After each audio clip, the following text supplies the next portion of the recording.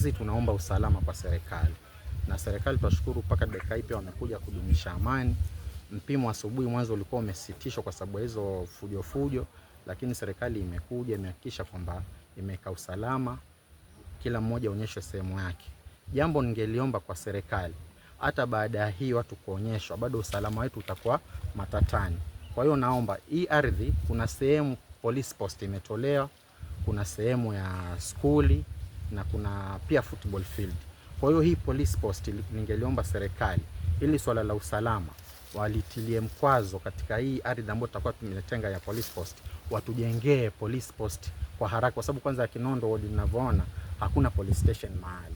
Kwa hiyo tukijengewa police post hapa kwenye hii ardhi ya 00 itaimarisha usalama kwa wale ambao wamepewa ardhi sehemu hii. Hiyo ningeliomba sana kwa serikali kuu na hata serikali ya kaunti washughulikie hilo.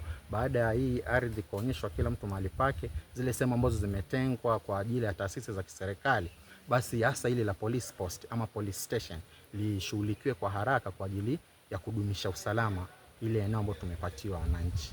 Tutajenga nyumba amba na watoto wa kiume. Mtajenga.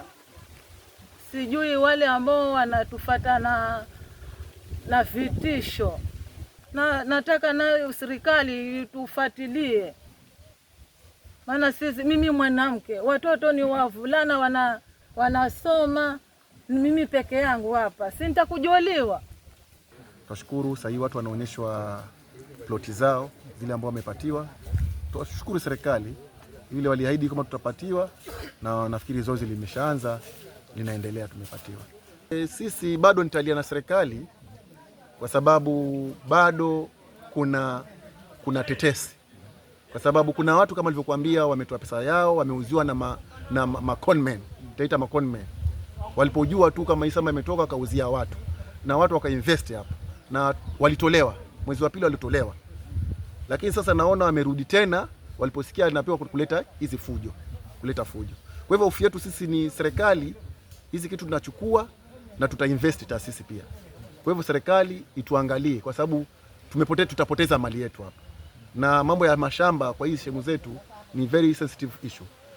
Tusije kupoteza maisha hapa, ni serikali bado iwe na sisi, ituangalie kwa macho mawili. Kwa sababu huku tuko mbali na kijiji chetu. Kijiji kiko kule tukapatiwa huku sisi. Ingekuwa muhimu wakaunganisha ile kijiji, lakini wao wanajua kwa sababu gani wakatukisha kijiji kingine wakaja paka huko wakatupatia.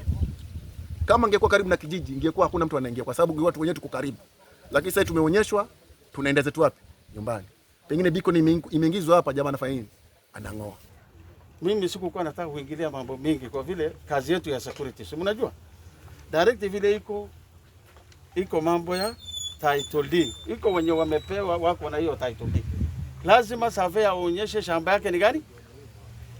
Na sisi tukua as a county commander mimi sasa na watu yangu, lazima security ya area na hiyo mtu surveyor asiguzwe na afanye kazi ya serikali vile inatakikana. Lakini ukianza kuvunja sheria hapa sisi tutakosana, na mimi sitaki kukosana na watu wa Kwale. Si sawa? Leo niko hapa mimi mwenyewe sikoki hapa, lakini mpaka hiyo shamba ipimwe. Ukileta mambo ya mkono, mimi niko nayo tayari. Si ni kweli? Wacha tuseme ukweli. Wacha nitoe amri sasa. Wacha tufanye kazi ya serikali ile imetuleta hapa. Mimi natoka Mandera. Nakuja kufanya nini hapa na mimi sina shamba hapa?